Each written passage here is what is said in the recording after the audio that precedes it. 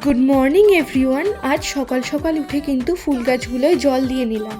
এরপর চটপট স্নান করে বাড়ির ঠাকুরকে আগে পুজো দিয়ে নেব, তারপর যাব মন্দিরে, কারণ আজ কিন্তু শিবরাত্রি। দেখো গাছগুলোতে কি সুন্দর ফুল ফুটেছে, আর ফুল ফুটলে কিন্তু পুজো দিতে আমার খুব ভালো লাগে।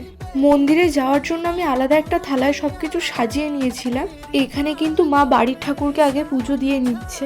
এডিট করার সময় দেখলাম যে ঠাকুরের মাথায় জল ঢালার যে ক্লিপটা, সেই ভিডিওটাই রেকর্ড হয়নি। এদিকে কিন্তু মা ফুল বেল পাতা দিয়ে ঠাকুরকে পুজো দিয়ে নেওয়ার পর সব ঠাকুরকে খেতে দিয়ে আমরা যাব মন্দিরের দিকে। এই দেখো হাতে ডালা নিয়ে এবার আস্তে আস্তে কিন্তু মন্দিরে চলে যাই।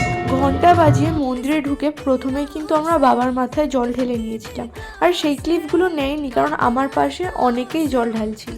এবার আস্তে আস্তে গুটি গুটি পায়ে বাড়ি চলে আসলাম। তারপর কিন্তু সাবু কলার সন্দেশ দিয়ে মেখে মা খেতে দিয়েছিল। এদিকে আমি তরমুজ খাই, আর তোমরা আরো মিনি ব্লগের জন্য সাবস্ক্রাইব করো। বাই।